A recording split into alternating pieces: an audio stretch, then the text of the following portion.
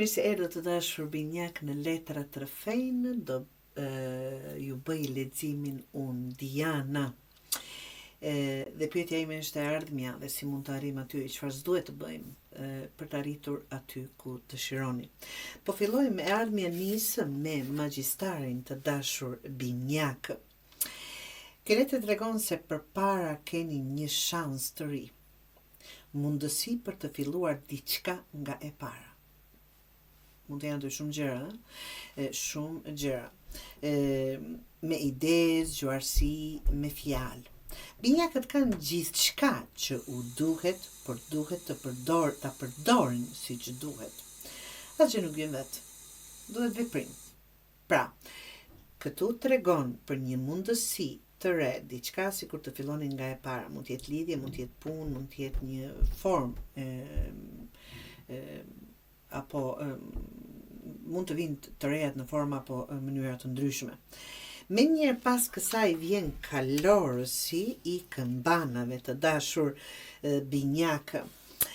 Kjo tregon lëvizje të shpejt, lajm, ftesë ose veprim impulsiv. Dhe kjo mund të jetë që mundësit po hapen për ju të dashur binjak.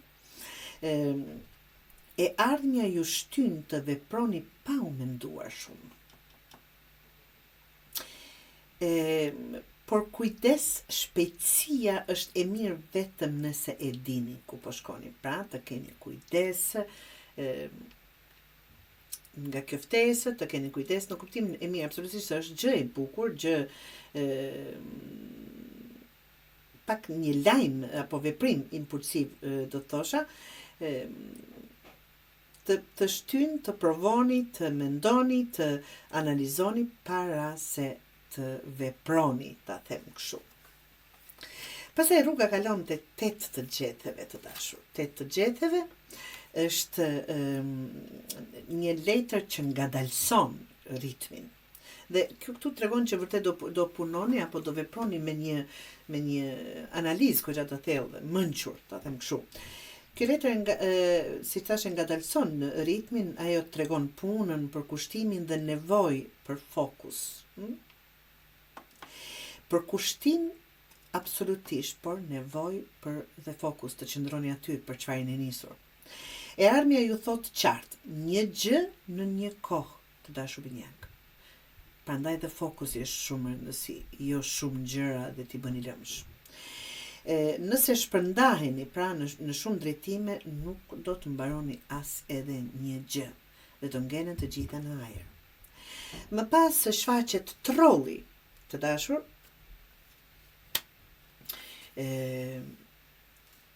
që është pengesa kryesore apo djalli ndryshe. Mund të jetë zakoni keq i juaj, varësi, frikë, ose person që ju tërheq poshtë. Në mënyra të ndryshme mund të na demotivojnë, flasin keq, apo thjesht kanë një energji negative.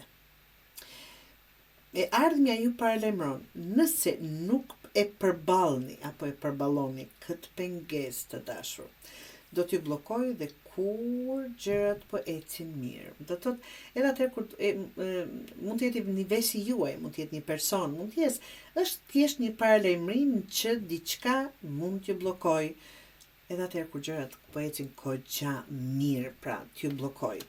Pas përballjes me këtë dhe tregon që rezultati është shumë i bukur se në fakt e prisja, është dielli. Kjo të tregon qartësi, gëzim dhe sukses.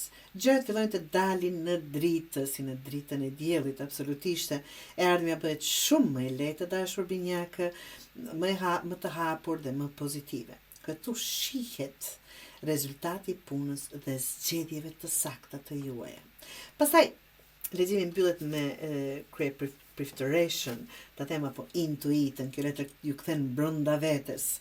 Pas gjithë zhurmës, e ardhmja kërkon qetësi dhe dëgjim të intuitës. Jo çdo gjë duhet thënë, jo çdo mendim duhet ndarë. Këtë duhet ta kemi parasysh të gjithë. Mençuria juaj rritet kur mësoni të heshni. Të dashur binjak, e ardhmja juaj shkon në këtë mënyrë, të thosha, mundësitë veprim, fokus, pastaj përballje me pengesën, dritë, qetësi dhe qetësi të brendshme. Këshilla që mund t'ju jap të dashur binjakë, filloni, por mos nxitoni pa planifikuar mirë. Zgjidhni një drejtim nga që po ju hapet një mundësi tjetër, pra, zgjidhni një drejtim dhe mbajeni, të qëndroni aty dhe super fokus. Largoni atë që ju mban pas, qoftë person apo situatë, qoftë vesi juaj apo vesi dikujt tjetër. Mos flisni për gjithçka. Disa gjëra duhet të mbajtur për vete. Këtë duhet ditur. Dhe kur mendja qetësohet, rruga bëhet shumë më e qartë, të dashur binjakë.